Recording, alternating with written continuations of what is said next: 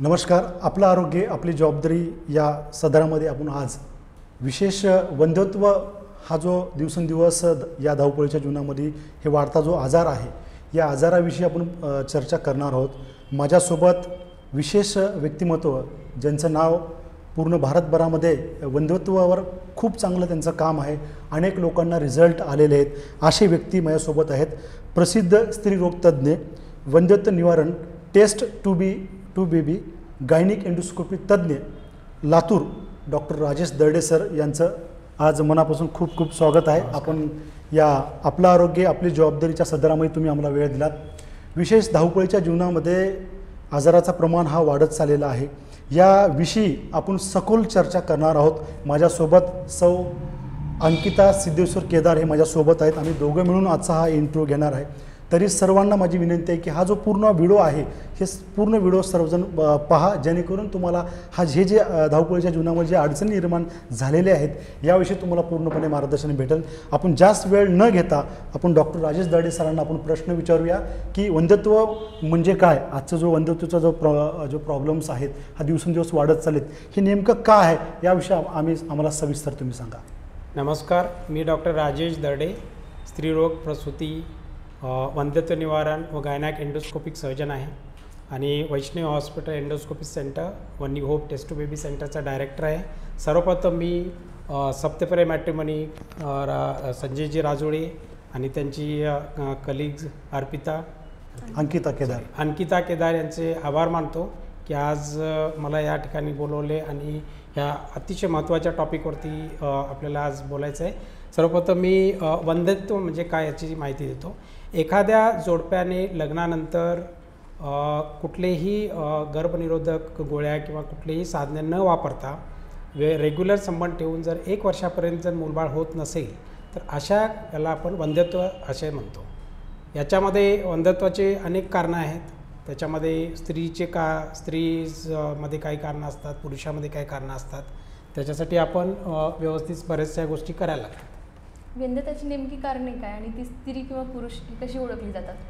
आता वंध्यत्वाचं म्हणजे बेसिकली सांगायचं म्हणजे वंध्यत्वाचं आजकालच्या याच्यामध्ये प्रमाण ऑलमोस्ट 10 ते 15%, इनफॅक्ट 15पेक्षा पण जास्त टक्के लोकांना हा वंध्यत्व निवारणाचा प्रॉब्लेम आहे. वंध्यत्व याच्यामध्ये स्त्रियामध्ये काही प्रॉब्लेम असू शकतात आणि पुरुषामध्ये प्रॉब्लेम असू शकतात. आता स्त्रियामध्ये प्रॉब्लेम युज्युअली कसे आजकाल स्त्रिया युज्युअली हायली एज्युकेटेड आहेत.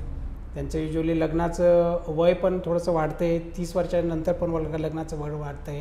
ह्याच्यामध्ये अनेक कारणं असतात. म्हणजे त्याच्यामध्ये गर्भाशयाची पिशवी आहे, नंतर फॅलोपियन ट्यूब आहे, अंडकोश आहे, ओव्हरीज आहेत किंवा कधीकधी वजानामध्ये असे प्रॉब्लेम अनेक असू शकतात.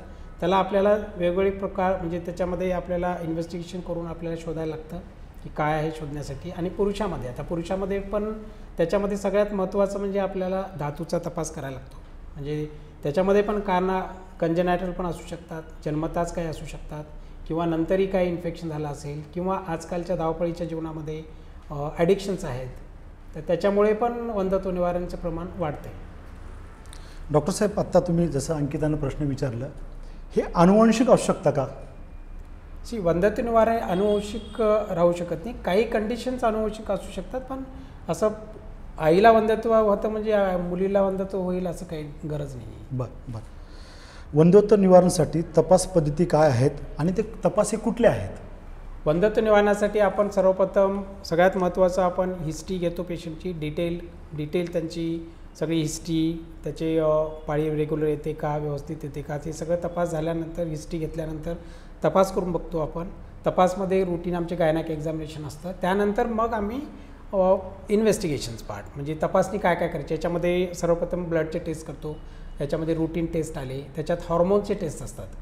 FSH आहे, LH आहेत, बरेचसे हॉर्मोन्स आहेत. ज्या पेशंटमध्ये गरज आहे त्याच्यामध्ये हॉर्मोनची टेस्ट करतो. त्याच्यानंतर बेसिक सोनोग्राफी करतो.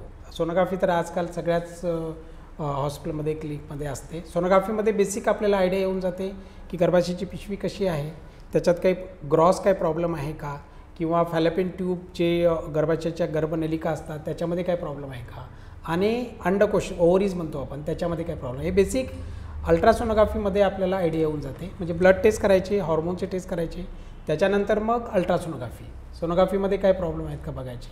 आणि याच्यानंतर मग हजबंडचे तपास करून घे, सिमेन ॲनालिसिस म्हणतो आपण. नॉर्मली सिमेन ॲनालिसिस काउंट जो असतो त्याच्यामध्ये 20 to 120 मिलियन्स पर ml असतं. याच्यामध्ये किती प्रमाण आहे, काय आहे, आणि त्याच्यात स्पर्म जे असतात, जसे आपण पाण्यामध्ये माशा फिरतात तसे स्पर्म्स असतात, त्याची पॅथॉलॉजी असते, त्याला हेड असतो, नेक असतो, टेल असतो, आणि हे असे स्पर्म्स फिरत असतात. त्याच्यामध्ये आपल्याला मायक्रोस्कोपच्या खाली बघायला लागतं, असं नेकेड आयने आपल्याला दिसणार नाहीत. तर ते स्लाईडवरती ठेवून मायक्रोस्कोपच्या अंडर आपल्याला बघायला लागतं आणि ते काउंट करायला लागतं की काय प्रॉब्लेम आहे त्याचा. आता बेसिक हे ब्लडचे टेस्ट झाले, सोनोग्राफी झाली, हजबंडचं सिमेन ॲनालिसिस झालं, सोनोग्राफी झाली, आणि त्याच्यानंतर मग गरज पडली तर आम्ही हिस्ट्रोस्कोपी आणि लॅप्रोस्कोपी असा तपास करतो. हिस्ट्रोस्कोपी म्हणजे गर्भाशयाची जी पिशवी असते आतमध्ये, त्याच्यामध्ये आम्ही स्कोप टाकतो, त्याला हिस्ट्रोस्कोपी म्हणतो, आणि ते आम्हाला व्हिडिओमध्ये दिसतं, टी व्हीमध्ये दिसतं, आणि एक्झॅक्टली पॅथॉलॉजी काय आहे त्याच्यामध्ये, काय आहे का त्याच्यात. फॉर एक्झाम्पल कधी कधी पॉलिप असतं, गाठ असते, कधी कधी सेप्टम असतो म्हणजे पडदा असतो, किंवा आणखी काय पॅथॉलॉजी आहे का, हे सर्व गोष्टी आपण त्या हिस्ट्रोस्कोपीमध्ये माहिती मिळते. त्याच्यानंतर लॅप्रोस्कोपी असते. लॅप्रोस्कोपी म्हणजे आपण बेंबीच्या तिथून एक छोटंसं एक छेद करतो आणि त्याच्यातून ते ट्रोकार कॅनला टाकून आपण दुर्बीण पोटामध्ये टाकतो आणि पोटामध्ये सगळं बघून घेतो. युट्रस, हे जे युट्रस आहे, फॅलोपियन ट्यूब्स आहेत, नंतर ओव्हरीज आहेत, आणि आजूबाजूला पण काही आहे का. फॉर एक्झाम्पल एंडोमेट्रियोसिस म्हणून एक बिमारी असते, त्याच्यामध्ये सगळे जे मेन्सेसचं ब्लड असतं ते आतमध्ये कलेक्ट होऊन आजूबाजूला सगळं चिपकलेलं असतं. तर ह्या सर्व गोष्टी आपण हिस्ट्रोस्कोपी आणि लॅप्रोस्कोपी, त्याला आपण हिस्ट्रोलॅप्रोस्कोपी म्हणतो, व्हिडिओ हिस्ट्रोलॅप्रोस्कोपी, किंवा साध्या याच्यात सांगायचं म्हणजे दुर्बिणीद्वारे तपास.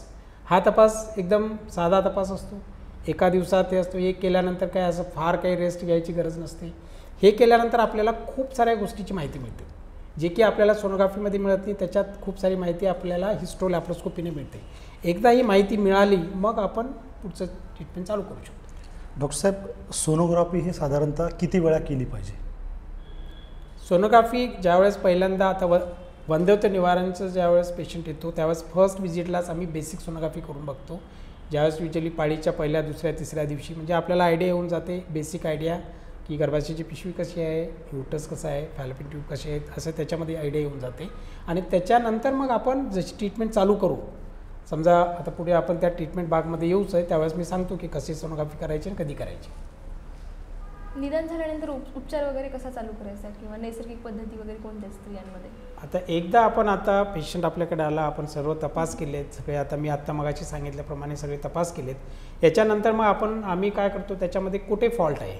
समजा गृहीत धरा की त्याच्यामध्ये ब्लडचे टेस्ट सगळे नॉर्मल आहेत, सगळं व्यवस्थित आहे, हजबंडचा फॅक्टर नॉर्मल आहे, तर याच्यामध्ये युजली कसं असतं की मग बेसिक सोनोग्राफी करून बघतो. त्याच्यामध्ये फॉलिक्युलर स्टडी म्हणतो आपण. फॉलिक्युलर स्टडी म्हणजे काय असतं की नॉर्मली प्रत्येक स्त्रियामध्ये पाळीच्या दुसऱ्या दिवसापासून 6व्या दिवसापर्यंत असं जर आपण एखादं ते ओव्युलेशन इंडक्शन ड्रग असतो ते देतो, किंवा कधी कधी आम्ही नैसर्गिक पण बघून घेतो. म्हणजे युजली पाळीचा 10वा दिवस, 12वा दिवस, 14वा दिवस असं आपण ऑल्टरनेट डेज सोनोग्राफी करून बघतो. की सोनोग्राफीमध्ये काय बघायचं असते, प्रत्येक अंडकोशमध्ये फॉलिकल तयार होतो, आणि तो फॉलिकल कसा साईज, युजली नॉर्मली 18 ते 20 मिलीमीटर साईज ज्यावेळेस होतो त्यावेळेस ते नॅचरली रप्चर व्हायला पाहिजेत, आणि त्याचा जो एग असतो तो रिलीज व्हायला पाहिजे.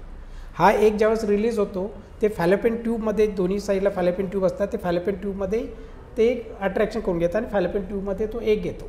आणि त्यानंतर विदिन 24 आवर्स, आता एकदा एग रिलीज झाला, आपल्याला सोनोग्राफीमध्ये कळलं की फॉलिकल म्हणजे बाहेरचं जे आवरण आहे ते रप्चर झालं, याचा अर्थ की ते आतमध्ये जे एग आहे तो रिलीज झाला. त्याच्यानंतर 24 तासाच्या आतमध्ये जर रिलेशन्स राहिले तर हे जे पुरुषांचे स्पर्म्स असतात ते युट्राइन कॅव्हिटीमध्ये जातात, फॅलोपियन ट्यूबमध्ये येतात, आणि तिथे मग त्या एगसोबत फर्टिलायझेशन होतं. आणि फर्टिलायझेशन झाल्यानंतर 3 ते 4 दिवसापर्यंत ते परत फॅलोपियन ट्यूबमधून येतं आणि गर्भाशयाच्या कॅव्हिटीच्या आतमध्ये येऊन मग तिथे इम्प्लांट होतं, आणि याची प्रक्रिया चालू असते. तर युजली आपण हे नॉर्मल नैसर्गिक प्रेग्नन्सी बघण्यासाठी बेसिक सोनोग्राफी करून घेतो पहिल्या किंवा दुसऱ्या दिवशी. त्याच्यानंतर 10वा दिवस, 12वा दिवस, 14वा दिवस ऑल्टरनेट डे डिपेंडिंग आपण त्याचे फॉलिकल कसं आहे ते बघून घेतो. ज्या दिवशी रप्चर होईल त्यावेळेस मग त्या कपलला आपण सांगतो की मग आज संबंध ठेवा वगैरे, आणि मग असे 1-2 सायकल नॅचरली आणि एग्स ओव्युलेशन झाल्यानंतर म्हणजे अंडी रप्चर झाल्यानंतर मग ते प्रेग्नन्सी राहते का असं बघतो आपण. ह्याला युजली दिस कॉल्ड म्हणजे याला आपण नॅचरल प्रेग्नन्सी. स्त्रियांमध्ये उपचार पद्धती आता आपण ही नॅचरल घेतली, आता बाकीचे हो, आता समजा वगैरे हो असं नॅचरल पद्धतीने राहिलेली प्रेग्नन्सी आपण नॅचरल म्हणजे नैसर्गिक सायकल पण बघितली, त्याच्यात 1-2 सायकलमध्ये समजा प्रेग्नन्सी नाही राहिली, तर याच्या पुढचा इलाज म्हणजे हजबंडमध्ये पण काही फॅक्टर आहे का. समजा त्याचा काउंट जो आहे, समजा काउंट 5 to एकदम कमी असेल समजा, तर त्याच्यामध्ये आपण IUI करतो. IUI म्हणजे इंट्रा युट्राईन इन्सेमिनेशन. ह्याच्यामध्ये काय करतो आपण, धातू जर सिमेन ॲनालिसिसमध्ये जे तपास केलेला असतो त्याच्यात जर एकदम मोटिलिटी कमी आहे, काउंट कमी आहे असं असेल, तर आम्ही ते युजली एका टेस्ट ट्यूबमध्ये सॅम्पल घेतो, ते सिमेन सॅम्पल, त्याला सेंट्रीफ्यूज करतो मशीनमध्ये.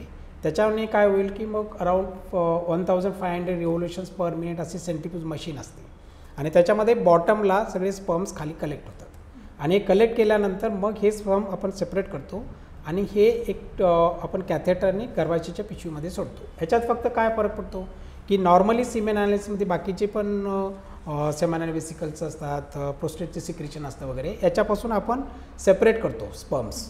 हे स्पर्म्स सेपरेट केल्यानंतर हे चांगले ॲक्टिव्ह स्पर्म जे असतात हे स्पर्म्स मग आपण युट्राईन कॅव्हिटीमध्ये सोडतो. ही OPD प्रोसिजर असते, याला काही ॲडमिट व्हायला लागत नाही किंवा असं काही भूल द्यायला लागत नाही, बेहोश करायला लागत नाही, काही नाही. अशी प्रोसिजर ज्यावेळेस रप्चर, आता ही कधी करू शकतो आपण, ज्या दिवशी आपण सोनोग्राफी केली, आपण सोनोग्राफीला आपल्याला कळलं की अंडी फुटलेली आहे, म्हणजे फॉलिकल रप्चर झालेलं आहे, त्याच दिवशी आपण विदिन 24 hours हे सॅम्पल कलेक्ट करतो, प्रिपरेशन करतो आणि त्याच्यातले 0.5 ml जे ॲक्टिव्ह स्पर्म्स आहेत ते आपण युट्राईन कॅव्हिटीमध्ये सोडतो. याला आपण IUI म्हणतो. याच्यानंतर मग पेशंट घरी जाऊ शकतो. मग पुढच्या मेन्सेसपर्यंत आपण वाट बघायची, प्रेग्नन्सी राहते का. समजा राहिली प्रेग्नन्सी तर चांगलीच आहे, मग आपण पेशंटला ॲडवाईस करतो तुमचे मेन्सेस आले तरी या, समजा नाही आले इन केस तरी 2-4 दिवस पुढे जरी गेले तरी मग कन्फर्म करण्यासाठी आपण या असं सांगतो. हे झाली नैसर्गिक पद्धत. दुसरी झाली IUI आणि तिसरी आहे IVF, ज्याला आपण टेस्ट ट्यूब बेबी म्हणतो. आता टेस्ट ट्यूब बेबीमध्ये एक्झॅक्टली आता बरेचसे पेशंटला IVF वेगळं वाटतं आणि टेस्ट ट्यूब बेबी वेगळं. ते मिनिंग एकच आहे, इन विट्रो IVF म्हणजे इन विट्रो फर्टिलायझेशन किंवा त्याला साध्यावर टेस्ट ट्यूब बेबी म्हणतो आपण. आता याच्यात बेसिकली काय करतो आपण, स्त्रियाला जे अंडी नॅचरली अंडी 1 किंवा 2 दोन्ही साईडला होत असते, आपण ह्या टेस्ट ट्यूब बेबीमध्ये हायपर स्टिम्युलेशन करतो. त्याच्यामध्ये काय करतो की एक 10 दिवस आपण इंजेक्शन देतो, बाकी सगळं रुटीन तपास केल्यानंतर 10 दिवस इंजेक्शन देतो, ज्याच्यामुळे की खूप सारे दोन्ही ओव्हरीजमध्ये खूप सारे एग्स तयार होतील याची काळजी घेतो. That is called as hyper stimulation. आणि मग हे 10 दिवस इंजेक्शन दिल्यानंतर मग एका फिक्स डेटला आपण सोनोग्राफी करून सोनोग्राफीच्या द्वारे अंडर ॲनेस्थीच्या व्यवस्थेचं इंजेक्शन देऊन हे सगळे एग्ज आपण ॲस्पिरेट करून घेतो. आणि हे एग्ज घेतल्यानंतर हे एग्ज नॅचरली आपल्याला खूप छोटे असतात, 20 मायक्रॉन, ते आपल्या नेकेड आयला दिसत नाही, ते फक्त आपण मायक्रोस्कोपच्या अंडर जर बघितलं तरच आपल्याला एग्ज दिसतात. हे सगळे ॲस्पिरेट केल्यानंतर मग एग्ज किती मिळतात ते बघतो, क्वालिटी ऑफ एग्ज बघतो, चांगले जे एग्ज आहेत ते सेपरेट करून घेतो आणि त्याच्यानंतर मग त्याच्या हजबंडचे स्पर्म्स पण सेपरेट करून घेतो, त्याला पण वॉश करून तेही सेपरेट करून घेतो. मग एका ठिकाणी आपले एग्ज झाले, दुसरे स्पर्म झाले आणि एक मशीन असते ICSI म्हणजे इंट्रासायटोप्लाझ्मिक स्पर्म इंजेक्शन असतं. त्याच्यामध्ये मशीनद्वारे सपोज ही एग आहे, त्याच्यामध्ये ते मशीनने आपण एक निडलने त्याच्यामध्ये स्पर्म सोडतो आणि हे आपण इन्क्युबेटरमध्ये ठेवून देतो आणि तिसऱ्या दिवशी आपण बघतो. तिसऱ्या दिवशी आपल्याला कळतं की फर्टिलाइज झालेले एग्स आहेत म्हणजे एम्ब्रिओज म्हणतो त्याला आपण. बाळ तयार झाले, मग 3 दिवसाचे बाळ तयार झाले. आता हे बाळ तयार झाले त्याची ग्रेडिंग असते ABCD. A म्हणजे चांगल्या क्वालिटीचे, BCD म्हणजे एवढ्या चांगल्या क्वालिटीचे नाही आहेत. तर आपण काय करतो त्याच्यामध्ये हे चांगल्या क्वालिटीचे A ग्रेडचे एम्ब्रिओज सेपरेट करतो आणि BCD ग्रेडचे आपण डिस्कार्ड करतो, वापरत नाही. आता हे तयार झालेले एम्ब्रिओज पण आपण मायक्रोस्कोपच्या अंडर बघतो, आयदर ते तिसऱ्या दिवशी किंवा त्याला थोडीशी ग्रो करून त्याला ब्लास्टोसिस्ट म्हणतो आपण, त्या स्टेजला पण 5व्या दिवशी करतो. आयदर तिसऱ्या दिवशी करू शकतो किंवा 5व्या दिवशी एक तयार झालेलं बाळ आपण कॅथेटरमार्फत युट्राईन कॅव्हिटीमध्ये गर्भाशयाच्या पिशवीमध्ये नेऊन सोडतो युजली. म्हणजे त्याला आपण एम्ब्रिओ ट्रान्सफर म्हणतो आम्ही. नॉर्मली बऱ्याच वेळा आम्ही 2 एम्ब्रिओ सोडतो आजकाल. आधी बरेच लोक 3-4 सोडायचे, पण ते मल्टिपल प्रेग्नन्सी त्याचे कॉम्प्लिकेशन बरेच असतात, म्हणजे जुळे राहणे, ट्रिपल राहणे, क्वाड्रिपल राहणे असे. त्याच्यामुळे नॉर्मली आत्ताच्या याच्यामध्ये सगळ्या गाईडलाईन्सनुसार ART जे गाईडलाईन्स आहेत त्याच्यानुसार आम्ही युजली 2 बाळ सोडतो आतमध्ये आणि मग नंतर पेशंटला रुटीन ट्रीटमेंट चालू करतो आणि मग 15 दिवसाच्या नंतर आपण टेस्ट करून बघतो का प्रेग्नन्सी राहिली किंवा नाही राहिली. तर अशा ह्या 3 पद्धती, नैसर्गिक पद्धत, IUI आणि हे टेस्ट ट्यूब बेबी म्हणजे IVF, अशी ही ट्रीटमेंट पद्धती आहे. IVF ही पद्धत आहे, पण ती सामान्य माणसाला परवडण्यासारखी आहे का? सामान्य माणसं करू शकतात का IVF वगैरे? सामान्य म्हणजे बघा याच्यामध्ये काय असतं की आता त्याला इंजेक्शन्स असतात, हॉर्मोन्स असतात, ह्या सगळ्या जे आहेत ते usually cost around may be around 1 lakh to 1.5 लाखपर्यंत जातं. पण आजकाल महाराष्ट्र शासन आणि भारत सरकारने यांनी बऱ्याचशा गव्हर्मेंट हॉस्पिटलमध्ये पण टेस्ट टू बेबी चालू करायचं त्यांचा प्लॅन आहे आणि बऱ्याचशा ठिकाणी चालू पण झालेले आहेत. मला वाटतं नागपूरला आणि महाराष्ट्रात आणि 2-3 ठिकाणी असे महाराष्ट्र गव्हर्मेंटचा तसा प्लॅन आहे की गव्हर्मेंटमध्ये पण आपण हे टेस्ट टू बेबी सेंटर चालू करायचं, जेणेकरून की जे इकॉनॉमिकली पुअर आहेत, ॲव्हरेज आहेत पेशंट, ते तिकडे ट्रीटमेंट घेऊ शकतात. डॉक्टर साहेब, IUI व IVF मध्ये साधारणतः ट्विन्स जुळे बाळ का होतात? हो, आता याच्यामध्ये कसं असतं, आपण IUI असो किंवा टेस्ट टू बेबी असो, याच्यामध्ये आपण ज्यावेळेस अंडी तयार होण्यासाठी त्याला आपण ड्रग देतो, त्याच्यामुळे कधीकधी 2 किंवा 3 एग्स तयार होतात आणि टेस्ट टू बेबीमध्ये तर आपण 2 बाळ सोडतोच. त्याच्यामुळे कधीकधी मल्टिपल प्रेग्नन्सी म्हणजे जुळे राहणे, तिळे राहणे किंवा 4 राहणे असं होऊ शकतं. असं झालं तर नॉर्मली आपण शक्य तेवढ्या कोशिश करतो की 2च बाळ राहायला पाहिजेत, 1 किंवा 2च, जेणेकरून की त्याचे प्रॉब्लेम नंतर कॉम्प्लिकेशन्स होणार नाहीत. आता हे जे 2 बाळ काही लोकांना जन्मतात, पण काही लोकांना म्हणजे 7व्या महिन्यात जन्मतात, पण दोन्ही बाळापैकी 1 बाळ असतो आणि 1 बाळ डेड होतो. ह्याचं कारण काय आहेत नेमकं? हे असं आता ज्यावेळेस ट्विन्स असतात म्हणजे जुळे बाळ असतात, त्यावेळेस आपल्याला सुरुवातीपासूनच त्याची काळजी घ्यायला लागते की याच्यामध्ये सगळ्यात मोठा धोका असा असतो की लवकर डिलिव्हरी व्हायचे चान्सेस असतात. म्हणजे 6व्या महिन्यात होणे, 7व्या महिन्यात होणे. तो जुळे ज्यावेळेस असतात आपल्याला निदान होतं.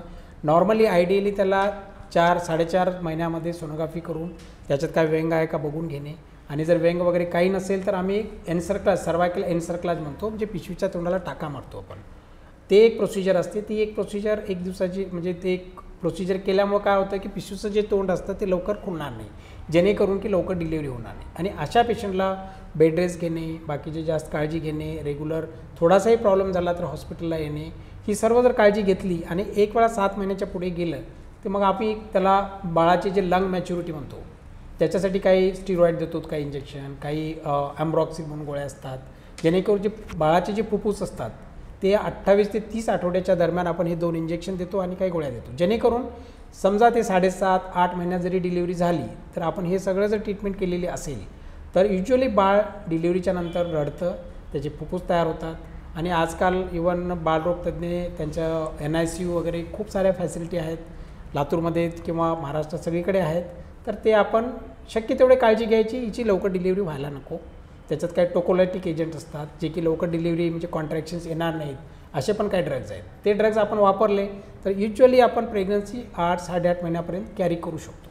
आणि असं जर केले तर बाळ युज्युअली सेफ होतं. तरी पण काही लोकांमध्ये 7व्या महिन्यात पण डिलिव्हरी होते. मग अशा वेळी मग आपल्याला त्या बाळाची काही कंडिशन कशी आहे, त्याचं वेट कसं आहे, बाळ रडतं आहे का, ह्या सर्व गोष्टी आपल्याला लक्षात घ्यायला पाहिजेत आणि त्याच्या दृष्टीने मग आपण बालरोगतज्ञ ती काळजी घेतो. IVF हे साधारणतः कोणत्या कपलने केलं पाहिजे? आता IVF म्हणजे त्याच्यात आता पुरुषामध्ये कारण आहेत आणि स्त्रियामध्ये कारण. आता स्त्रियामध्ये आपण नैसर्गिक पद्धतीने ट्रीटमेंट केली, IUI केलं, समजा IUI आपण 4 ते 5 वेळा IUI केला आणि प्रेग्नन्सी नाही राहिली तर you should go for test tube baby. Test tube बेबीमध्ये एक्झॅक्टली कसं आहे की आपल्याला कळतं की एग्समध्ये काय प्रॉब्लेम आहेत का, प्लस स्पर्म्स काउंट. समजा स्पर्म काउंट 1 to 2 मिलियन्स आहे, मोटिलिटी कमी आहे, तर याच्यामध्ये आपण एक स्पर्म सॉर्टर म्हणून मशीन पण असते, त्याच्यामध्ये आपण चांगले स्पर्म्स सेपरेट करायची पण पद्धत असते. अशा लेस दॅन 5 मिलियन्स जो काउंट असतो, काउंट युज्युअली आपण काउंट करतो सेम ॲनालिसिस, तो काउंट 5 मिलियनपेक्षा जर कमी असेल तर हा काउंट 5 मिलियनपेक्षा कमी असेल तर युज्युअली प्रेग्नन्सी नॅचरल पद्धतीने किंवा IUI करून राहत नाही. तर अशामध्ये आपण टेस्ट टू बेबी करतो. त्याच्यात आपल्याला कसं सिलेक्ट करता येतं स्पर्म्स आणि ते एग्समध्ये आपण इंजेक्ट करतो. त्याच्यामुळे अशा कंडिशनमध्ये क्लिअर कट तुम्हाला टेस्ट टू बेबीज करायला लागते. किंवा आणखी काय प्रॉब्लेम आहेत का, समजा फॉर एक्झाम्पल आपण दुर्बीनद्वारे तपास केला स्त्रियामध्ये आणि दोन्ही ट्यूब ब्लॉक आहेत, आपण ट्रीटमेंट करून किंवा लॅप्रोस्कोपी करून पण ट्यूब ओपन होत नाही आहेत, अशा कंडिशनमध्ये मग तुम्हाला दुसरा काही ऑल्टरनेटिव्ह नाही आहे, तर मग आपल्याला टेस्ट टू बेबी करायला लागतं. तर नॉर्मली नैसर्गिक पद्धतीने ट्राय करून किंवा 4-5 वेळा IUI करून पण नाही राहिलं किंवा हजबंड फॅक्टर आहे तर अशा ह्याच्यामध्ये आपण टेस्ट टू बेबी ॲडवाईस करतो. टेस्ट टू बेबी वगैरे केल्यानंतर नॅचरल प्रेग्नन्सी राहणं पॉसिबल आहे का, किंवा किती % चान्सेस असतात नॅचरल म्हणजे प्रेग्नन्सी? तुम्ही डिलिव्हरी म्हणताय? नाही, प्रेग्नन्सी नंतर नॅचरली नाही, कसं प्रेग्नन्सी आहे की टेस्ट टू बेबी चे कारण काय आहेत, आता मी मगाशी सांगितल्याप्रमाणे जर फॅलोपियन ट्यूब ब्लॉकच असतील आधीपासूनच तर अशा पेशंटमध्ये नॅचरल प्रेग्नन्सी राहणे अवघड आहे. पण समजा फॅलोपियन ट्यूब नॉर्मल असतील, तिचे ओव्हरीज नॉर्मल आहेत, पण एखाद्या वेळा फर्स्ट टाईम झालं आहे आणि टेस्ट टू बेबी करून राहिलं आहे तर सेकंड टाईम अशा पेशंटमध्ये नॅचरल पण राहू शकतं. असं काही नाही. जर समजा एग्स क्वालिटी रप्चर झालं आणि त्याचवेळी त्यांचे रिलेशन राहिले तर मग त्याच्यात नॉर्मल पण राहू शकतं, असं बऱ्याच लोकांमध्ये होऊ शकतं. पण ते कुठलं कारण आहे आणि कुठल्या कारणासाठी आपण टेस्ट करतो त्याच्यावरती अवलंबून आहे. सर हे वंध्यत्व जे आपण म्हणताना IVF किंवा IVF हे फेल होण्याचे कारण आहेत का? फेल होऊ हो, शकतं? युजली आज कसं आहे की युजली टेस्ट टू बेबी जे IVF करतो आपण त्याचं सक्सेस रेट युजली अराउंड कुठल्याही सेंटरला जाऊ ऑल ओव्हर इंडिया किंवा all over the world around 55 to 60%. खूपच जास्त झालं तर 55 to 60% रिझल्ट असतात. म्हणजे आपण 100 लोकांचे जर IVF केले तर त्याच्यातले 55 ते 60 लोकांना प्रेग्नन्सी राहू शकते. आता प्रेग्नन्सी न राहण्याचे आणखी बरेचसे कारणं आहेत. आतमध्ये जे स्तर असतो एंडोमेट्रियल कॅव्हिटी जे गर्भाशयाच्या आतमधलं जे आवरण असतं त्या आवरणाची कशी ग्रोथ होते काय होते त्याच्यावरती खूप सारं अवलंबून असतं. जर ग्रोथ व्यवस्थित होत असेल प्लस पेशंटचं एज फॅक्टर, समजा पेशंटचं एज यंग असेल तर त्याच्यात रिझल्ट थोडे चांगले मिळतात. आजकाल पेशंटचे वय समजा 30-35 वर्षाच्या नंतर जे होतात 40 वर्षाच्या नंतर येतात अशा लोकांमध्ये थोडेसे रिझल्टला फेल होऊ शकतं कारण त्याचे बरेचसे हॉर्मोन्स त्यांची डेव्हलपमेंट आतमध्ये एंडोमेट्रियल कॅव्हिटीच्यामध्ये जे थिकनेस असते म्हणजे आतमध्ये जे जाडी असते म्हणजे गादी असते ज्या ठिकाणी आपण गर्भ सोडतो त्याची पण असते. त्याच्यामुळे अनेक कारणं आहेत की असं एकच किंवा पेशंटला समजा आणखी अंडरलाईन काही कॉज आहेत का. कधी कधी बऱ्याच वेळा जेनायटल ट्युबरक्युलोसिस असतो, TBची बिमारी झालेली असते, गर्भाशयाच्या आतमधल्या आवरणची पण TB झालेली असते, त्याच्यामध्ये आपण TBचे औषध देतो आणि नंतर मग प्रेग्नन्सीसाठी प्रयत्न करतो. तर अशा ह्याच्या कंडिशनमध्ये किंवा आणखी काय आहे का आतमध्ये खूप युट्राइन कॅव्हिटीमध्ये काय ॲडिजन्स होते का अशा जर असतील तर अशा लोकांमध्ये थोडेसे फेल व्हायचे चान्सेस जास्त असतात. डॉक्टर साहेब आजचे जे धावपळीचे जीवन जे आहे या धावपळी जीवनामध्ये बरेच लोकांना वेगवेगळे व्यसन लागलेले आहेत. जसं तंबाखू आहे, वेगवेगळे गुटखा आहेत किंवा दारू आहे. काही असे लोक आहेत की दररोजचं काही ना काही संध्याकाळी घेतल्याशिवाय झोपत नाहीत. अशा लोकांना हे जे वंध्यत्वाचे जे कारणं आहेत याच्यामध्ये म्हणजे होऊ शकतं का? अशा लोकांना वंध्यत्वाचे जे कारणं आहेत त्यांना अशा लोकांना मॅच होऊ शकतात का? हो नक्कीच. आजकालच्या ह्या टेन्शनचे वातावरण आणि हे जे ॲडिक्शन्स आहेत तुम्ही सांगितल्याप्रमाणे जे की तंबाखू गुटखा किंवा अल्कोहोल आहे दारू आहे हे सर्व प्रमाण जे पेशंटमध्ये जर जास्त असेल तर त्यांचा जो स्पर्म काउंट असतो तो ग्रॅज्युअली कमी होतो. आता माझ्याकडे आता मागच्या 18 वर्षापासून मी लातूरमध्ये प्रॅक्टिस करतो. खूप सारे पेशंट आहेत ज्यावेळेस फर्स्ट प्रेग्नन्सी नॉर्मल राहिलेली आहे पण ह्यांच्या ॲडिक्शनमुळे नंतर सेकंड टाईम ज्यावेळेस ट्राय करतात त्यावेळेस प्रेग्नन्सी राहत नाही. म्हणजे हे जे गुटखा आणि तंबाखूजन्य पदार्थ जे आहेत हे सगळे पदार्थ जे आहेत ह्याचा डायरेक्टली इफेक्ट होतो. स्पर्म काउंट जे की आपण काउंट करतो तो काउंट कमी होतो, त्याची मोटिलिटी कमी होते आणि याच्यामुळे मग सेकंड टाईम प्रेग्नन्सी नॅचरली राहू शकत नाही. ह्याचा नक्कीच फरक पडतो. आम्ही पेशंटला सर्वप्रथम हे सांगत असतो की तुमचे ॲडिक्शन्स बंद करा. फिमेल्सना सांगतो तुमचं वजन कमी करा. वजन हे एक इनडायरेक्ट फॅक्टर आहे जे की आपल्या ह्या फर्टिलिटीवरती अफेक्ट होतो. म्हणजे वजनाचा देखील कॅल्क्युलेशन आहे? हो वजनाचा आम्ही BMI म्हणजे बेझल मेटाबॉलिक इंडेक्स म्हणून असतो त्याच्यावरती आम्ही हाईट वेट त्याच्यावर आम्ही BMI कॅल्क्युलेट करतो. नॉर्मल BMI हा 25पेक्षा कमी राहायला पाहिजे. पण आजकाल समजा वेट खूप जास्त असेल तर आम्ही सर्वप्रथम ही प्रेग्नन्सीची ट्रीटमेंट चालू करण्याच्या आधी त्यांना वेट कमी करायला सांगतो.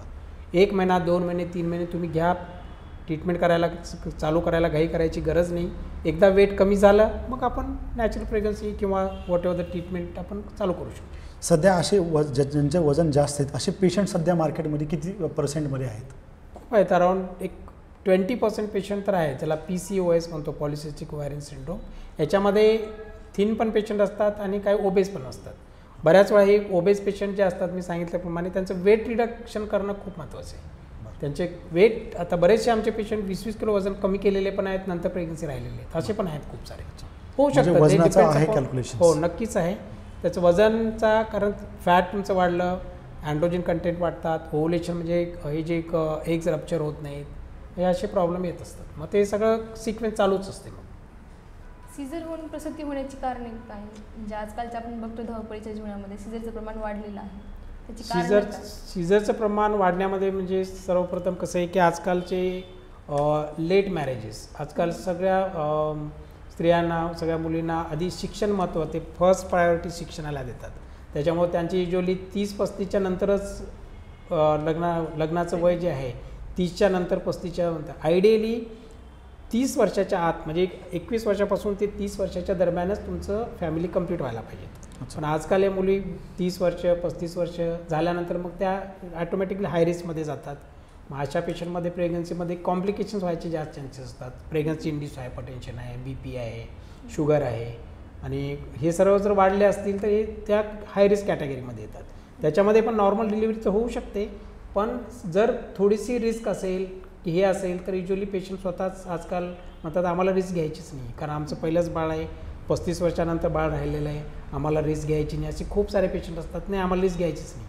आणि काही पेशंट असे आहेत की ठीक आहे आपण डिलिव्हरीच्या काळात चालू झाल्या व्यवस्थित असेल, म्हणजे बोनी केज व्यवस्थित असेल, पेल्विस म्हणतो आम्ही त्याला, ते जर व्यवस्थित असेल, बाळाची कंडिशन होते तर आपण नॉर्मल ट्रायल देऊ शकतो.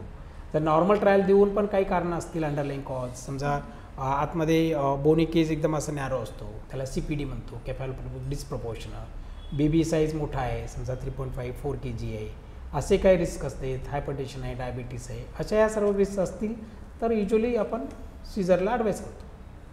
आधीच्या जमान्यात कसं असायचे, खूप साऱ्या प्रेग्नन्सी व्हायच्या, पण आधी केअर एवढी नव्हती. 5-6 प्रेग्नन्सी करायच्या, त्याच्यात 1-2 राहायचे, 1-2 डेथ व्हायची, ज्यावेळेस डिलिव्हरीच्या वेळी व्हायची, नंतर व्हायची वगैरे. आजकाल प्रेग्नन्सी 1 किंवा 2 बाळच करत असतात. त्याच्यामुळे बऱ्याचशा लोकांना पेशंटला स्वतःलाच रिस्क घ्यायची नसते की नाही आम्हाला रिस्क घ्यायची नाही. त्याच्यामध्ये सर्व गोष्टी आम्ही स्वतः पण बऱ्याच वेळा सांगतो की तुम्ही ट्रायल देऊ, आपण नॉर्मल डिलिव्हरी ट्राय करू, होत असेल तर काहीच प्रॉब्लेम नाही. आणि आयडियली करायला पाहिजे. नॉर्मल डिलिव्हरी होत असेल, सर्व काही पेल्विस ॲडिक्वेट आहे, सगळी कंडिशन चांगली आहे, तर मग नॉर्मल डिलिव्हरी करायला काहीच हरकत नाही. पण सीझरचं प्रमाण आजकालच्या याच्यामध्ये नक्कीच वाढलेलं आहे. सर, डॉक्टर साहेब आत्ता म्हणल्याप्रमाणे सीझरचं जो प्रमाण आहे सध्या किती % आपण आहे? आता सीझर युजली कसं आहे की जर खूप आता डिपेंडिंग अपॉन हॉस्पिटल, समजा गव्हर्नमेंट हॉस्पिटलमध्ये आहे त्याच्यात इकॉनॉमिक कंडिशन बरीचशी पेशंटची कमी असते, मॅक्झिमम ऑलमोस्ट 25 to 30% हा सीझरचा रेट असतो. मे बी समजा प्रायव्हेट हाय रिस्क प्रेग्नन्सी आहे किंवा हे आहे त्याचा रेट थोडासा प्रायव्हेटमध्ये जास्त असतो, मे बी अराउंड 50% होईल. आता बऱ्याच लोक म्हणतात सीझर होण्याचं सर्वात मुख्य कारण काय, म्हणजे BP कमी होणे का किंवा गर्भपिशवी पाणी कमी, बाळ त्याच्यामध्ये कसं आहे, कारणं काय आहेत? कारण बऱ्याच लोकांमध्ये गैरसमज झालेला आहे किंवा सिझरिनचं प्रमाण वाढलेलं आहे, डॉक्टर लोक पैशासाठी करत आहेत, असे बरेच लोकांचा असं मी ज्यावेळेस मार्केटमध्ये फिरत असताना बरेच लोकांमध्ये हा गैरसमज आहे. हा गैरसमज कदाचित तुम्ही आता सांगितल्याप्रमाणे की जे मुख्य कारणं काय आहेत? याच्यामध्ये मुख्य कारणं म्हणजे जर बाळाचं वजन जास्त असेल आणि हा जो बाळ बाहेर येणे डिलिव्हरीचा मार्ग जो असतो तो नॉर्मली जर व्यवस्थित असेल तर डिलिव्हरी होऊ शकते. त्याच्यामध्ये बोनी केज असतं, त्याला पेल्विस म्हणतो आपण. कधी कधी त्या पेल्विसमध्ये पण ॲबनॉर्मॅलिटी असू शकते, that is called contracted pelvis. समजा हे असा पॅसेज आहे आणि असा नॅरो पॅसेज आहे, तर बाळ इथून इथपर्यंत येऊ शकतं पण बाहेर येऊ शकत नाही. तर हे ज्यावेळेस पेशंट डिलिव्हरीला येतो त्याचवेळी आम्हाला हे पेल्विक असेसमेंट असतं, आम्हाला जज करायला लागतं की व्यवस्थित आहे का. जर हे नसेल किंवा त्याच्यात आणखी काय हाय रिस्क असेल, कधी कधी बाळाला प्रॉब्लेम असतील, समजा डिलिव्हरीच्या काळात चालू झालेले आहेत, कधी कधी बाळाचे ठोके म्हणजे फिटर हार्ट साऊंड्स असतात ते एकदम सडनली कमी होतात, की असे काय असेल तर आपल्याला मग ते अर्जंट करायला लागतं. म्हणजे हे जे इंडिकेशन्स आहेत, कॉमन इंडिकेशन्स हे CPD आहे, कधी कधी प्लासेंटाची पोझिशन खाली असते, त्याला आम्ही प्लासेंटा प्रिव्हिया म्हणतो. प्लासेंटाची पोझिशन जर तर गर्भाशयाच्या पिशवीच्या तोंडावरती म्हणजे इंटरनल ऑर्गनच्या तिथं असेल आणि अशा केसेसमध्ये नॉर्मलसाठी प्रयत्न करतो खूप धो ब्लिडिंग होऊ शकतं आणि पेशंटच्या देवाला दुखतं. म्हणजे हे क्लिअर कट इंडिकेशन्स आहेत. जागा कमी असणे त्याला CPD म्हणतो किंवा प्लासेंटा प्रिव्हिया आहे. आणि पाण्याचं प्रमाण जे की लायकर म्हणतो, आजकाल पाण्याचं प्रमाण असं एंडला बऱ्याच वेळा कमी होतं आणि एकदमच कमी झालं समजा बाळाच्या बोतलचं पाणी, त्याला ऑलिगोहायड्रॅमिनस म्हणतो आम्ही. तर पाण्याचं प्रमाण नॉर्मली ते 4 क्वाड्रंटमध्ये आम्ही ते मेजर करतो, त्याला अम्निओटिक फ्लुइड इंडेक्स असं म्हणतो. ते जर 10पेक्षा जास्त असेल तर मग ॲडिक्वेट आहे, अशा पेशंटला आपण नॉर्मल ट्राय करू शकतो. जर समजा पाणी एकदमच कमी असेल 1 to 2 सेंटीमीटर आहे तर अशा याच्यामध्ये इव्हन नॉर्मलसाठी पण रिस्क असते. असे जे काही कॉम्प्लिकेटेड आहेत, रिस्क आहेत, त्यांना ऑब्व्हियसली आपण सीझर करून बाळ काढायला पाहिजे. डॉक्टर साहेब, आता आजच आम्ही लातूरमध्ये मागच्या म्हणजे याच महिन्यामध्ये आम्ही आज बघितलं की आमचे पाहुणे येतं डिलिव्हरीमध्ये त्या महिलांचा मृत्यू झालेला आहे. म्हणजे आता 100 डिलिव्हऱ्या झाल्या तर मृत्यूचं प्रमाण म्हणजे सध्या वाढलेलं आहे का? पूर्वी हॉस्पिटल नसताना देखील घरी डिलिव्हऱ्या व्हायची ना, आज हॉस्पिटल असून देखील एवढी सुविधा असून देखील म्हणजे डिलिव्हरीमध्ये एखादी माता मृत्यू पावते, याचं कारण काय नेमकं?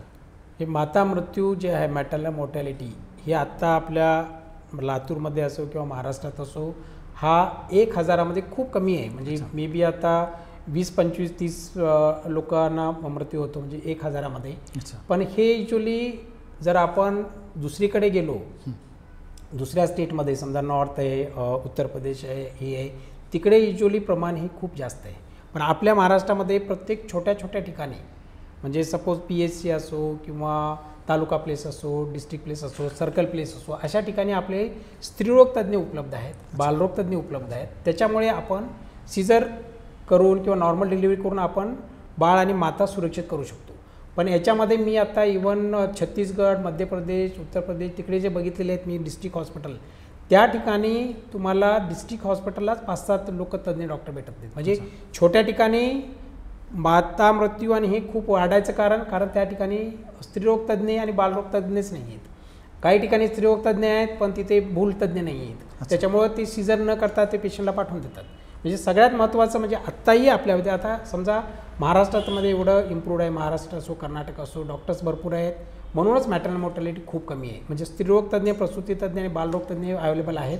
त्याच्यामुळे माता मृत्यू खूप आहे. तरी पण याच्यामध्ये आता बरेचसे पेशंट हे पेरिफेरीचे असतात.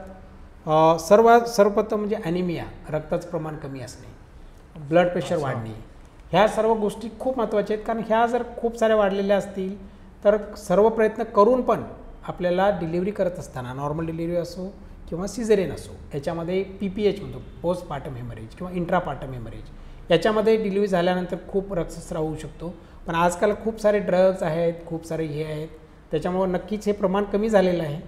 पण तरी पण हे सर्व काळजी न घेतलेले पेशंट डायरेक्टली डिलिव्हरीला येणे, खूप सारं BP वाढणे किंवा अनकंट्रोल BP आहे, ते गर्भाची जी डिलिव्हरी झाल्यानंतर जी कॉन्ट्रॅक्शन्स यायला पाहिजे, पिशवी आकुंचन पाहायला पाहिजे, तशी होत नाही, एकदम रिलॅक्स राहतो, त्याला पोस्टपार्टम हेमरेज म्हणतो. आणि अशा कंडिशनमध्ये ट्रीटमेंट करून पण कधी कधी काही पेशंट आपल्या हाताबाहेर जाऊ शकतो आणि त्याच्यामुळे माता मृत्यू होऊ शकतो. डॉक्टर साहेब, आता सध्या जर बघितलं तर भारतामध्ये महिलांमध्ये रक्तांचं प्रमाण फार कमी होत आहे, सध्याची परिस्थिती अशी आहे. तर रक्ताचं प्रमाण नेमकं फिमेलमध्ये किती असलं पाहिजे? का वजनावर डिपेंड आहे, का हाईटवर डिपेंड आहे, हे नेमकं काय? हेमोग्लोबिन इस्टिमेशन जे म्हणतो आपण, नॉर्मली 11 ते 14च्या दरम्यान ग्रॅम% असतं. पण आपल्याकडे स्त्रिया युजली आत्ता तर बऱ्यापैकी याच्यात सर्वात महत्त्वाचं असं आहे की ज्यावेळेस स्त्री गरोदर असते त्यावेळेस लवकर डॉक्टरकडे जाणे आणि पहिले 3 महिने बाकीचे रूटीन ट्रीटमेंट चालू ठेवतो आम्ही. आणि 3 महिन्याच्या नंतर त्याला आयर्न म्हणजे रक्तवाढीच्या गोळ्या, जे लोह वाढायच्या गोळ्या असतात त्या देतो, कॅल्शियमच्या देतो.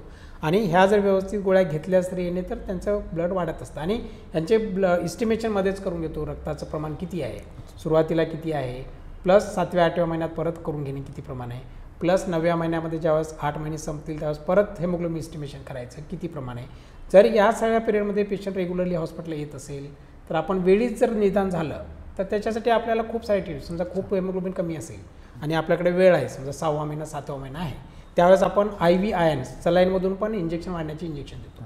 आता महाराष्ट्र गव्हर्नमेंट, भारत सरकारने ते खूप साऱ्या सुविधा दिलेल्या आहेत. आता 108 ॲम्ब्युलन्स आहे, 108, त्याच्याने महिलाला इथून आणणे, गव्हर्नमेंटमध्ये आणणे, ट्रीटमेंट करणे, परत नेऊन सोडणे, या सर्व गोष्टीमुळे काय झाले आहेत, हॉस्पिटल डिलिव्हरी वाढलेले आहेत. आणि हे हेमोग्लोबिन कमी होण्याचं कारण म्हणजे कधीकधी स्त्रिया काय करतात, गरोदरमध्ये आत्ताही आपल्याकडे अशी कन्सेप्ट आहे पेरिफेरीमध्ये किंवा रुरल भागामध्ये, ग्रामीण भागामध्ये, की नाही या गोळ्या खायच्या नाहीत, बाळ खूप सारं मोठं होतं, असं नाही आहे.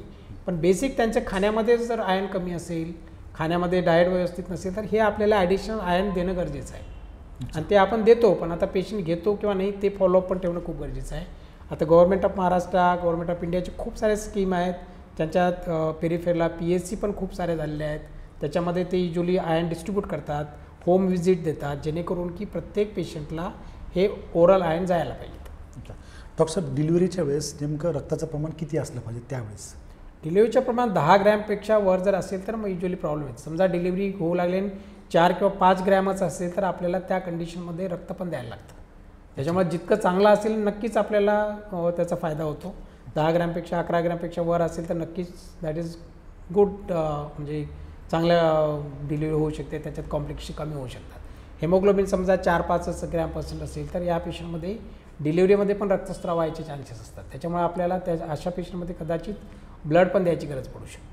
जसं आता तुम्ही म्हणतात की बाबा तुम्ही ज्यावेळेस एखादी महिला प्रेग्नंट झाल्यानंतर तुमच्याकडे आल्यानंतर वेगवेगळे तुम्ही इंजेक्शन्स म्हणा, टॅबलेट म्हणा, टॉनिक म्हणा आपण देता.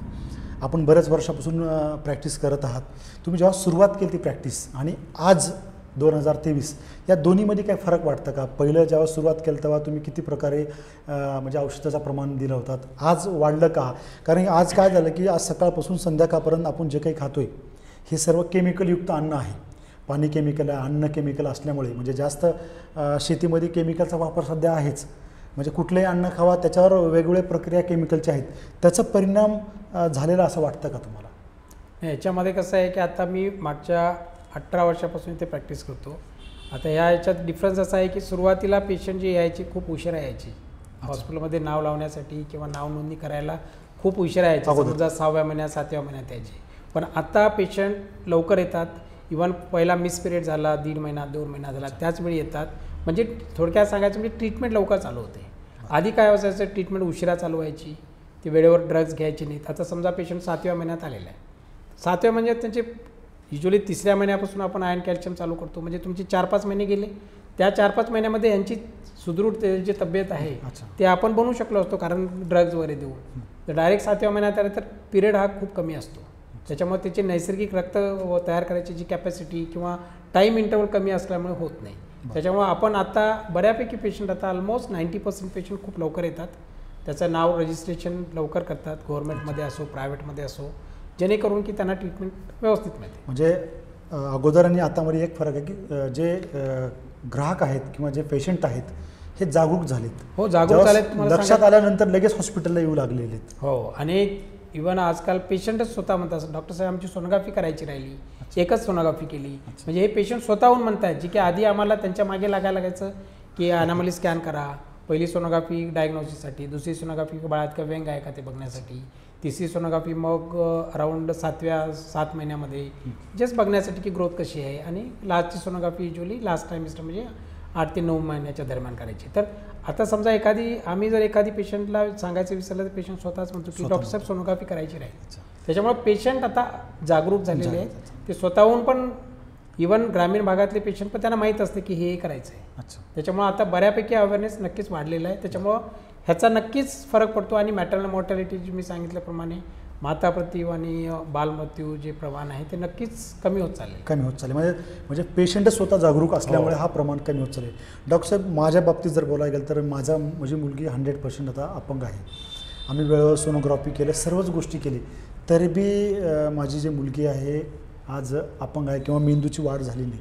हे कदाचित म्हणजे होऊ शकतं का पेशंटमध्ये? म्हणजे एवढं सर्व आता आजकाल आपले जे सोनोग्राफीनुसार आपल्याला खूप साऱ्या गोष्टी लवकर कळतात. समजा एखादी गोष्ट अशी कंडिशन आपल्याला लवकर कळली, आजकाल आता गव्हर्नमेंट भारत सरकारने तर टर्मिनेशन जे अबॉर्शनचं आहे ते तर इव्हन एक्सटेन्शन केलेलं आहे. आता रिसेंट MTP अमेंडमेंट झाले, 24 आठवड्यापर्यंत पण अलाउड केलं आहे. काही पेशंट समजा 24 आठवड्याच्या पुढे गेले आणि बाळामध्ये असे ॲबनॉर्मल कंडिशन आहे की समजा डोक्याचा प्रॉब्लेम आहे, हायड्रोकेफॅलस आहे, स्पाईनचे प्रॉब्लेम आहेत, आणि जे की बाळ बाहेर आल्यानंतर जगू शकत नाही, अशी कंडिशन असेल, 24 आठवड्याच्या वर गेला असेल, तर आपल्या प्रत्येक डिस्ट्रिक्टमध्ये गव्हर्नमेंटची एक टीम आहे. त्या टीममध्ये ती एक कमिटी आहे. त्या कमिटीकडे पाठवून द्यायचं. ते लोक ॲसेस करतात गव्हर्नमेंटच्या कमिटीमध्ये की ह्या बाळाला झाल्यानंतर, डिलिव्हरी झाल्यानंतर काही प्रॉब्लेम येऊ शकतो का किंवा जगणारच नाही, अशी जर कंडिशन असेल तर इव्हन 24 आठवड्याच्या नंतर पण त्या बाळाला टर्मिनेट करायची आपल्याला गव्हर्नमेंटकडून परमिशन मिळू शकते. आता नवीन MTP अमेंडमेंट झालेलं आहे. आत्तापर्यंत फक्त 20 आठवड्यापर्यंत होतं, आता 20चं 24पर्यंत केलेलं आहे. पण काही कंडिशन समजा 24च्या पुढे गेल्या आहेत, समजा 25 आठवडे झाले आहेत, 26 आठवडे झाले आहेत, आणि बाळाला ब्रेनच नाही आहे, हायड्रोकेफॅलस आहे, किंवा मग खूप सारे प्रॉब्लेम आहेत, हार्टचे प्रॉब्लेम आहेत, जे की आपल्याला माहिती आहे की हे डिलिव्हरी झाल्यानंतर हे बाळ जिवंत राहणार नाही कितीही पण ट्रीटमेंट केल्यानंतर, असं जर कंडिशन असेल तर स्पेशल परमिशन घेऊन, त्या कमिटीचा रिपोर्ट घेऊन मग त्या बाळाला आपल्याला डिलिव्हरी करतात. सीझरमध्ये नेमकं किती प्रकारचे टाके असतात? म्हणजे टाके घेण्याचा प्रकार कसा आहे सीझरिंगमध्ये? सीझरिंगमध्ये आता सांगायचं म्हणजे आधीच्या सीझर करायचे त्यावेळेस व्हर्टिकल इन्सिजन घ्यायचं, बेबीपासून ते GP स्टमकचं व्हर्टिकल इन्सिजन घ्यायची. पण आत्ता सध्या आम्ही आडवं इन्सिजन घेतो, आणि त्याच्यामध्ये पेशंटला त्रास कमी होतो, आणि त्याच्यामध्ये जे वरचे स्किनचे जे स्टिचेस असतात ते सबक्युटिक्युलर घेतो आम्ही. म्हणजे वरून काहीच दिसणार नाही, फक्त एक लाईन दिसेल नंतर, म्हणजे आतमधल्या आत ॲब्सॉर्ब होणारे स्टिचेस असतात. आणि आधी जे घ्यायचं तो व्हर्टिकल मॅट्रेस म्हणतो, म्हणजे आधी अशी समजा लाईन आहे तर ते असे टाकेवरून दिसायचे. पण आजकाल आपण सबक्युटिक्युलर घेत असल्यामुळं नंतर पेशंटला फक्त एक सिंगल लाईन दिसते, जेणेकरून की कॉस्मॅटिक पॉईंट ऑफ व्ह्यू पेशंटला पण त्रास होत नाही, आणि कॉस्मॅटिक पॉईंट ऑफ व्ह्यू पण चांगलं असतं. प्रसूती झाल्यानंतर महिलांनी कोणती काळजी घ्यायला पाहिजे? प्रसूती झाल्यानंतर महिलांनी सर्वप्रथम त्यांची ज्यावेळेस लॅक्टेशन, ज्यावेळेस बाळाला पाजतो आपण, त्यांची स्वतःची रिक्वायरमेंट वाढलेली असते. म्हणजे रक्तवाढीच्या गोळ्या, कॅल्शियमच्या गोळ्या, विटामिन्स ह्या सर्व कंटिन्यू चालू ठेवायला पाहिजेत. कारण ब्रेस्ट फिडिंग करत असल्यामुळे कसं असतं की तुम्हाला तुमची रिक्वायरमेंट वाढत असते, त्याच्यामुळे आयर्न कॅल्शियम वाढणे गरजेचं आहे. प्लस आता तुम्ही समजा ही प्रेग्नन्सी नेक्स्ट प्रेग्नन्सीच्या वेळी तुम्हाला गॅप ठेवायचा आहे, मग त्याच्यासाठी काही कॉपर्टी बसवणे, म्हणजे काही गर्भनिरोधक काही गोळ्या घ्यायच्या का, कॉपर्टी बसवायची का, ते फॅमिली प्लॅनिंग करणं पण महत्त्वाचं आहे. नसेल तर समजा आत्ता प्रेग्नन्सी झालेली आहे आणि लगेचच 2-3 महिन्यात 6 महिन्यात प्रेग्नन्सी राहिली तर ते एक महिलेच्या दृष्टीने चांगलं नाही, कारण तिची हेल्थ वाढण्यासाठी तर वेळ द्यायला पाहिजे. त्याच्यामुळे ते स्वतःची काळजी घेणे, आयर्न कॅल्शियम घेणे, नंतर फॅमिली प्लॅनिंगचा प्रॉपर हे करणे आणि सर्वप्रथम म्हणजे बाळाची पण काळजी घेणं महत्त्वाचं आहे. बाळाला ब्रेस्ट फिडिंग देणे, त्याला आम्ही एक्सक्लुझिव्ह ब्रेस्ट फिडिंग म्हणतो. पहिले 6 महिने युजली बाहेरचं काहीच न देता फक्त ब्रेस्ट फिडिंग देणे आणि प्लस त्याला इम्युनायझेशन म्हणजे आपण जे डोस देतो ते पण रेग्युलर देणं महत्त्वाचं आहे. तर अशी ही काळजी घेणं महत्त्वाचं आहे. हे सर्वप्रथम स्वतःची काळजी घेणे, त्याच्यानंतर बाळाची काळजी घेणे आणि जेणेकरून की त्यांची हेल्थ व्यवस्थित राहील, इन्फेक्शन होणार नाही. डॉक्टर साहेब, दोन्ही बाळामधलं अंतर किती असलं पाहिजे? नॉर्मली कसं आहे, एक वेळा प्रेग्नन्सी राहिल्यानंतर युजली जे चेंजेस होतात ते नॉर्मल यायला कमीत कमी 2 महिने लागतात. त्याच्यामुळे दुसरी प्रेग्नन्सी ट्राय करायचं तर कमीत कमी एक 3 वर्षाचं अंतर तर राहायला पाहिजे. अच्छा, 3 वर्षाचं कमीत कमी. तर मग ती स्वतःची जी हेल्थ असेल, तिची हेल्थ व्यवस्थित असेल, मग दुसऱ्या प्रेग्नन्सीसाठी मग तिला काय प्रॉब्लेम येणार नाही. अर्भकातील व्यंग कशामुळे समजते आणि म्हणजे त्याच्यावरती काही आता मी मगाशीच बोलल्याप्रमाणे अर्भकातील व्यंग म्हणजे आता सोनोग्राफी, आजकाल सोनोग्राफी हे बेस्ट माध्यम आहे ज्याच्या मार्फत आपण अर्ली सोनोग्राफी केल्यानंतर सपोज काही बाळाला ब्रेन नसतो, त्याला एनेन्केफॅली म्हणतो आम्ही, असे जर व्यंग असतील तर आपल्याला आजकाल लवकर कळतात, 9 ते 10 आठवड्यालाच कळतात. त्याच्यामुळे आपण काय करू शकतो, अर्ली प्रेग्नन्सी टर्मिनेट करू शकतो, त्याला अबॉर्शन करू शकतो, MTP करू शकतो. आणि जर पेशंट जर खूप उशीर आला असेल, मी सांगितल्याप्रमाणे समजा 4थ्या महिन्यात आला आहे, 5व्या महिन्यात आला आहे, असं काय असेल तर मग आपल्याला तशी पण सुविधा आहे आपल्याकडे मेडिकल टर्मिनेशन ऑफ प्रेग्नन्सी करण्याची, जेणे की आपण करू शकतो. ब्लड ग्रुप वगैरे एक असल्यानंतर काही पुढं प्रॉब्लेम नाही. आता कॉमन समज कसा आहे की म्हणजे समाजामध्ये की हजबंडचा ब्लड ग्रुप आणि वाईफचा ब्लड ग्रुप एक असेल तर प्रॉब्लेम येऊ शकतो, असा बिलकुल पण येत नाही. हा गैरसमज आहे. फक्त जर स्त्रियाचा ब्लड ग्रुप निगेटिव्ह असेल तर मग आपल्याला काही काळजी घ्यायला लागते. ज्यावेळेस स्त्री गरोदर असते त्यावेळेस 7व्या महिन्यात किंवा 9व्या महिन्यात काही टेस्ट असतात ते करायला लागते, त्याला की RH अँटीबॉडी टायटर म्हणतो आपण, आणि ते टेस्ट केल्यानंतर त्याचा कसा रिझल्ट आहे त्याच्यानुसार मग आपल्याला ट्रीटमेंट करायला लागते. म्हणजे असं ब्लड ग्रुप एकच असेल तर 100% काहीही प्रॉब्लेम येत नाही. हा आता आमच्याकडे खूप सारे पेशंट विचारायला येतात, डॉक्टर साहेब आम्हाला लग्न करायचं आहे, माझं आणि मिसेसचं ब्लड ग्रुप, आता होणारी मिसेस आहे ती ब्लड ग्रुप एकच आहे, तर आम्ही सांगतो की त्याला काहीही फरक पडत नाही. त्याच्यामुळे ब्लड ग्रुप एक असेल तर काही होत नाही आणि त्याचा बाळावरती किंवा त्याच्या स्वतःवरती काहीही परिणाम होत नाही. डॉक्टर साहेब, आपण अनेक वर्षापासून लातूरमध्ये प्रॅक्टिस करत आहात. आपण हे टेस्ट टू बेबी जो आहे या माध्यमातून आतापर्यंत आपल्या प्रॅक्टिसमध्ये किती बाळांना जन्म झालेला आहे? आता कसं आहे की वंध्यत्व निवारण जे आहे याच्यामध्ये नैसर्गिक प्रेग्नन्सी आहे किंवा IUI आहे किंवा IVF आहे, हे सर्व काही नॉर्मल, कधी कधी बऱ्याचशा गोष्टी जे लॅप्रोस्कोपीमध्ये छोटे छोटे प्रॉब्लेम जे असतात ते सॉल्व केले आहे. समजा पॉलिप आहे, आतमध्ये गाठ आहे ती काढणे, पडदा काढणे, असे पेशंट टेस्ट टू बेबीपर्यंत जायची गरज पण नाही. ते असेच नॉर्मल ट्रीटमेंट करून पण राहतात. म्हणजे छोटे छोटे प्रॉब्लेम आपल्याला आधी हिस्टोलॅप्रोस्कोपी दुर्बीनद्वारे तपास करून जे करतो आपण, नळ्या समजा ब्लॉक आहे ते ओपन करणे, आतमध्ये इंट्रायुट्राइन म्हणजे आतमध्ये पडदा आहे ते काढणे, दुसऱ्या गाठी अंडकोशामध्ये ओव्हरॅन सिस्ट असते, चॉकलेट सिस्ट असते, हे सगळे छोटे मोठे प्रॉब्लेम जर आपण सॉल्व केले तर ऑलमोस्ट 80% आपण त्यांना IVFला टेस्ट टू बेबीला जायची गरज नाही. आत्तापर्यंत मागच्या 18 वर्षामध्ये माझे कमीत कमी 9-10 हजार लोकांना मुलबाळ झालेले आहेत. पण ह्या सगळ्याच लोकांना टेस्ट टू बेबी करायची गरज नाही. ह्याच्यातले 80% लोक आपण नॉर्मल प्रेग्नन्सीची जे आपण ट्रीटमेंट करतो मी सांगितलेली त्याच्याने प्रेग्नन्सी होते. फक्त 20% म्हणजे 15 to 20% पेशंटमध्येच आपल्याला टेस्ट टू बेबी करायला लागते. त्याच्यामुळे टेस्ट टू बेबी सगळ्यांनाच करायची बिलकुल पण गरज नाही. म्हणजे सध्या मार्केटमध्ये जर विचार केला तर 15 ते 20% टेस्ट टू बेबी सध्या करण्याची सुरुवात झालेली आहे. हो, जे काही वंध्यत्व निवारणाचं प्रमाण असे 10 ते 15% आहे. त्याच्यामध्ये पुरुषामध्ये, स्त्रियामध्ये एक 50% कारण असेल आणि 50 ते 60% आणि पुरुषामध्ये ऑलमोस्ट आजकाल इव्हन 30-40% प्रमाण पण पुरुषामध्ये. आत्तापर्यंत आपल्या युजली समाजाची कशी याची इच्छा असेल. आत्ता पण आमच्याकडे पेशंट येतात, नाही फक्त मिसेसचा तपास करून घ्या सगळा, माझं करायची गरज नाही. पण असं नाही आहे. ज्यावेळेस आम्ही करतो त्यांना इन्सिस्ट करतो की नाही तुम्हाला धातूचा रिपोर्ट, आम्हाला तुमचा एकच रिपोर्ट करायचा, धातूचा रिपोर्ट करा. बरोबर. त्याच्यामुळे आपल्याला कळतं समजा धातूच्या रिपोर्टमध्ये नील असेल, काहीच नसेल किंवा त्यांना ट्रीटमेंट करून पण काय राहणार नसेल, तर अशा वेळी आपल्याला ते बँकेचेच पण वापरायला. बँकेचे. तर असं याच्यासाठी आपल्याला अवेअरनेस पेशंटच्या हजबंडला पण ज्यावेळेस ट्रीटमेंटला येतात पेशंटचा हजबंड सोबत असणे खूप गरजेचं आहे, जेणेकरून की त्यांना कळेल काय प्रॉब्लेम आहेत, आपण काय करणार आहेत. डॉक्टर साहेब, आपण अनेक वर्षापासून प्रॅक्टिस करत आहात. मला वाटते जवळपास 20-25 वर्ष झाली. म्हणजे अगोदर जेव्हा सुरुवात केली तेव्हा टेस्ट ट्यूब बेबीचं प्रमाण किती होतं आणि आज किती आहे, ह्या दोन्हीमध्ये काही अंतर आहे का किंवा प्रमाण वाढलेलं आहे का?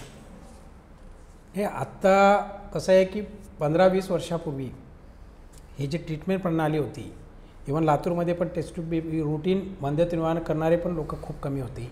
आत्ता मागच्या 10 वर्षापासून 15 वर्षात छोट्या छोट्या ठिकाणी पण टेस्ट ट्यूब बेबी सेंटर पोहोचलेलं आहे. आता लातूरमध्ये पण खूप सारे 8-10 सेंटर आहेत जे की आता पेरिफेरीला पण सेंटर्स आलेले आहेत, त्याच्यामुळं इझी झालेलं आहे. आधी 20 वर्षापूर्वी मुंबई पुण्याला जायला लागायचं, म्हणजे हे सेंटर आपल्याकडे नव्हतं. त्याच्यामुळे आता लातूरसारख्या ठिकाणी पण आमच्या सगळीकडे आता खूप सारे ॲडव्हान्स मशीन्स आहेत, 8-10 सेंटर्स आहेत, त्याच्यामुळे पेशंटला नक्कीच याची सुविधा मिळते, जेणेकरून की त्यांना मुंबई पुण्याला जायची गरज नाही.